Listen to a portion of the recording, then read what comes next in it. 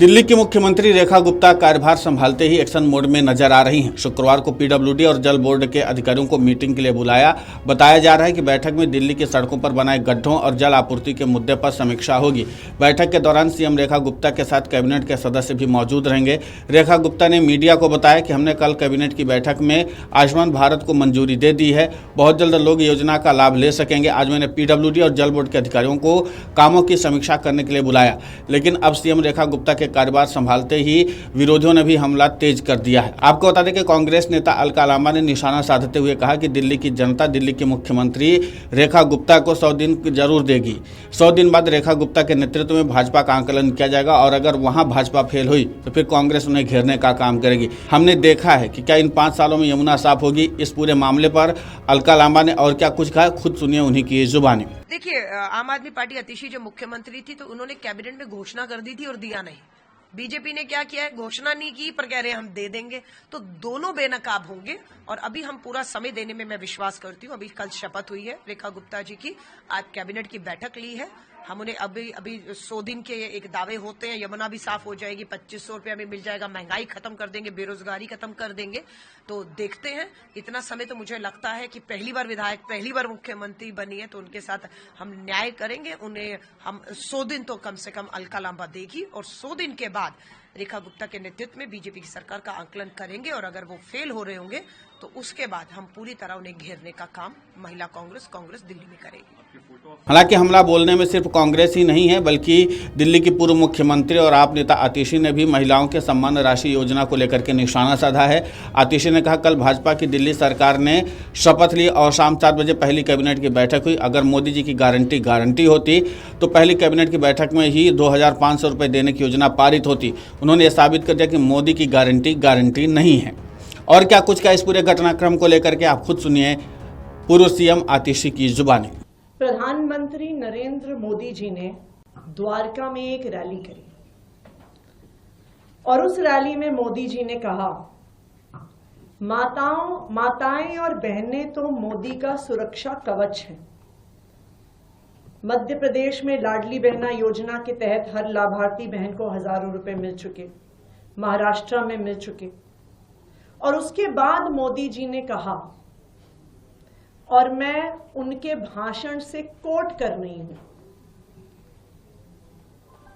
मैं दिल्ली की बहनों से कहूंगा कि आप अपने बैंक से पता कर लें कि आपका फोन नंबर आपके बैंक खाते से लिंक है या नहीं।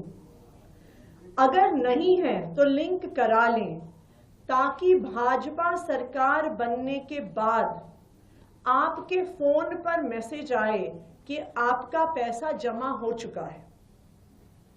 पहली कैबिनेट बैठक में ही बहनों के खाते में 2500 रुपए जमा करने का फैसला हो जाएगा।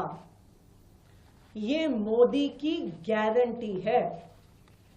31 जनवरी द्वारका की रैली, पहली बैठक में ही बहनों के खाते में 2500 रुपए जमा करने का फैसला हो जाएगा। ये मोदी की गारंटी है। ये प्रधानमंत्री नरेंद्र मोदी जी ने दिल्ली चुनाव से पहले दिल्ली की सब महिलाओं को वादा किया।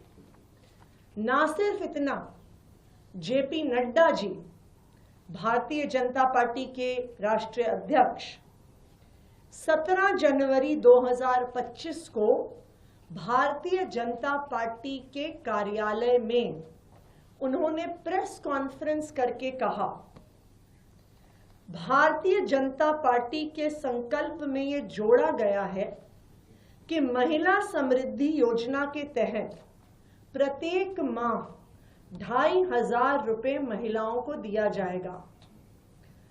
पहली कैबिनेट बैठक में महिला समृद्धि योजना पारित की जाएगी और दिल्ली की महिलाओं को 2500 रुपए प्रतिमाह देने का संकल्प भारतीय जनता पार्टी लेती है। वहीं रेखा गुप्ता ने सीएम बनने के बाद सबसे पहले यमुना घाट का दौरा किया और अपने कैबिनेट के सहयोगियों के साथ ये दौरा किया था। बीजेपी ने यमुना का भी मुद्दा जोर शोर से उठाया था। यमुना की सफाई इसकी पहली प्राथमिकता होगी।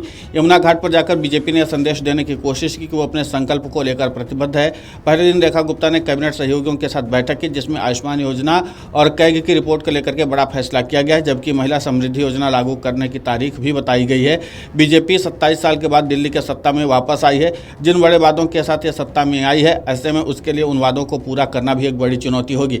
लेकिन देखना दिलचस्प होगा कि जिस तरीके से विरोधियों ने पहले दिन से ही सीधा आक्रमण करना शुरू कर दिया है, ऐसे में अब बीजेपी की तरफ से कितना उनको जवाब दिया जाता है, क्योंकि जाहिर सी बात है कि विरोधी भी चुप बैठने वाले नहीं हैं। Video desk अमरउजाला.com। अमर उजाला जीवांजलि के सारथी की मदद लें और महाकुंभ में स्नान जरूर करें।